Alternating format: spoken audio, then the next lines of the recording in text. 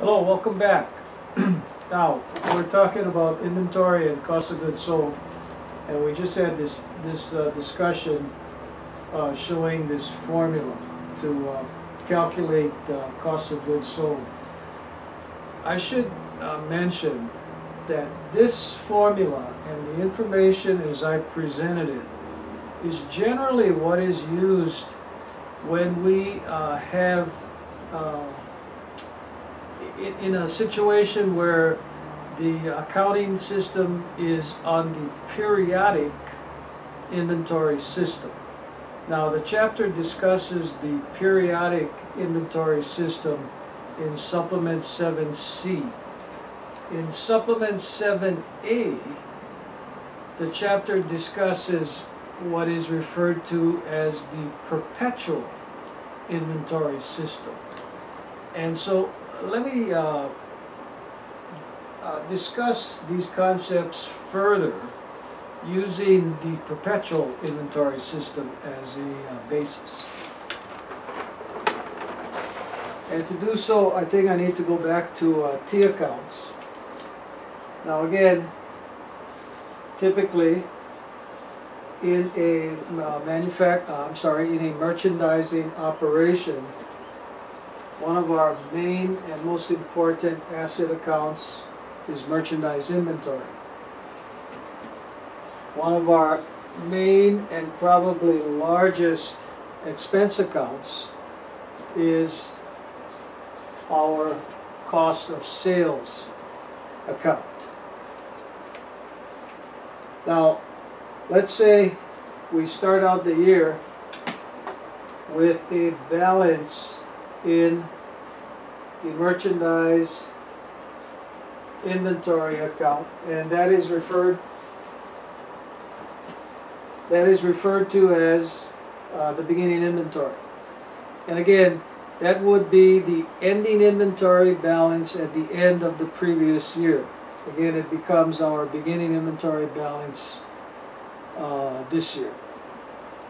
Now, one of the first types of transactions we're going to have related to inventory this year is a purchase of inventory. And when we use the Perpetual inventory system, I should write that up here just as a reminder. This is an example showing the Perpetual inventory system. When we buy inventory under the Perpetual inventory system, our transaction is journalized with a debit to merchandise inventory and a credit to either cash or accounts payable. We would credit cash if it's a cash purchase. We would credit accounts payable if it's a purchase on account. Now, to talk about the transactions that would utilize what I had referred to as the contra expense accounts, purchase returns and allowances, and purchase discounts. Let's see how that would work. Let's say we made a return of an item purchased, and our vendor gave us full credit for it. I'll tell you what. Let's put our liability in here. And so let's assume that this purchase was on credit. So the liability shows that we owe for this purchase. Now, if we're going to make a return of an item purchased and we're going to get a credit from our vendor, that credit that we receive from our vendor will reduce our account payable. So we would journalize that transaction with a debit to accounts payable, and this is a purchase, return, and allowance, and the effect of that transaction on our inventory account is to reduce the amount of inventory.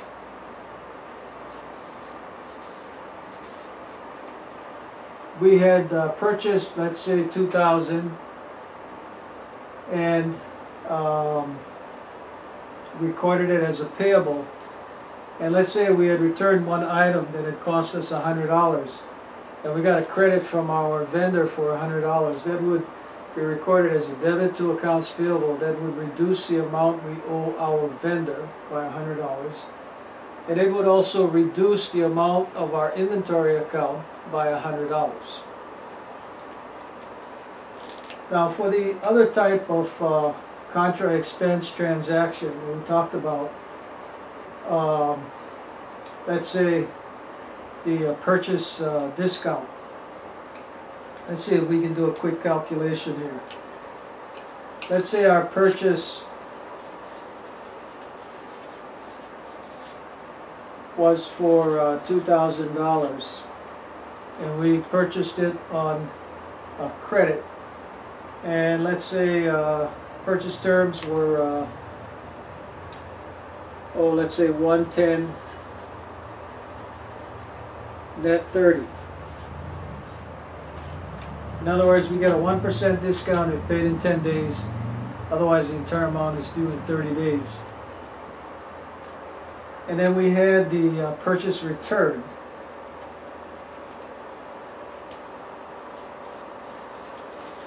And that was for $100. And so at that point, our outstanding balance is $1,900.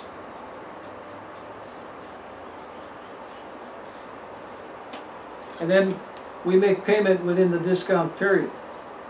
So we get a 1% discount on the $1,900. And so 1% of $1,900 would be 100 and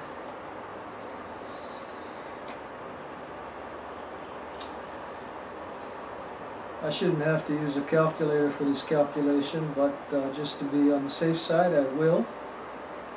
We have 1,900 times 0.01. And see, I was going to say $190, but actually it's $19. So our discount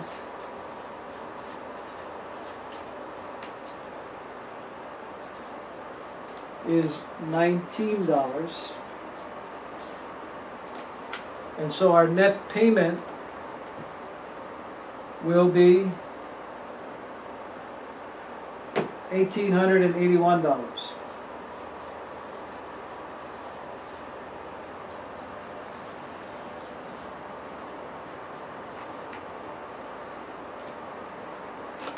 Bookkeepers and accountants can't operate without a good calculator.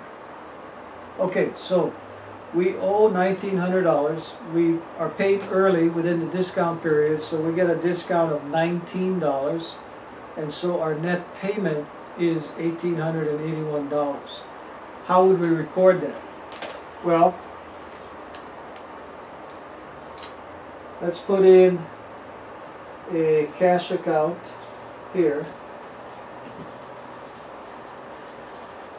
And we're not showing numbers here, we're showing transaction descriptions. And so our payment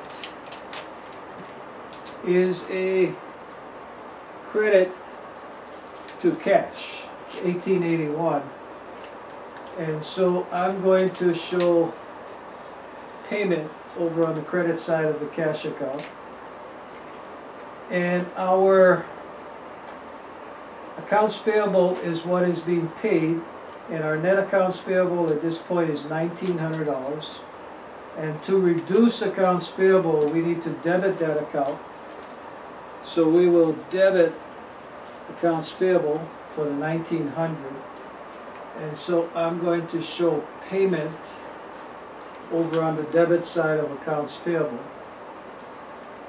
And to balance our entry, we need to record this purchase discount. Now, in the previous lesson, I had referred to that type of transaction as well as the purchase return. I had referred to those transactions as contra expense accounts, and that's what they are in a periodic inventory system. When we use the perpetual inventory system, they are still the same type of transaction. They're still a purchase return or a purchase discount, but they're recorded a little bit differently. Notice we recorded the purchase return as a reduction of the merchandise inventory account, and we do the same thing for the purchase discount. It is a credit, and that credit is recorded in the merchandise inventory account, because what that discount effectively does is reduce the cost of our merchandise inventory, in this case by the amount of the discount of $19. And keep in mind, our entry, every transaction, every entry must always balance. So the debit is $1,900, and we have two credits, $19 and $18.81, and the total of these two credits equal the debit. So we're okay.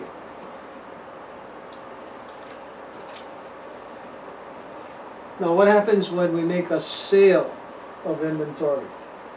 Well, when we make a sale of inventory, if you think back to Chapter 6 discussion, remember it's always as long as we're using the perpetual inventory method, it's always a two-part entry. 4 accounts, 2 parts.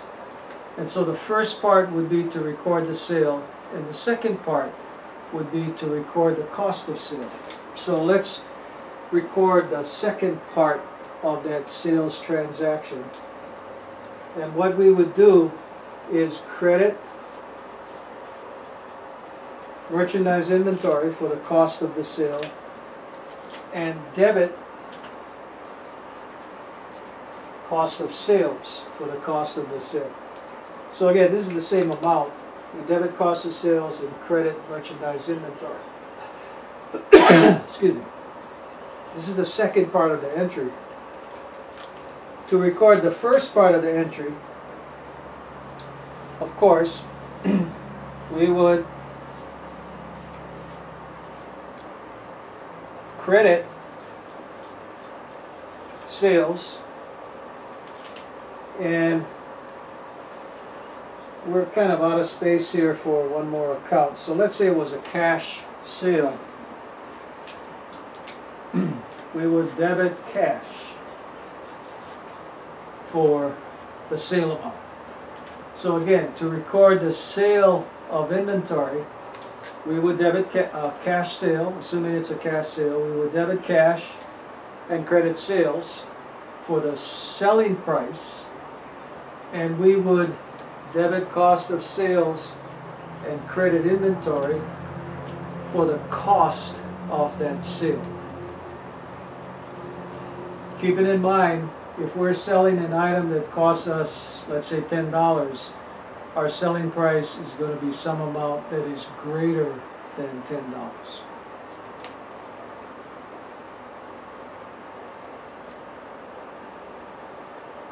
I think that's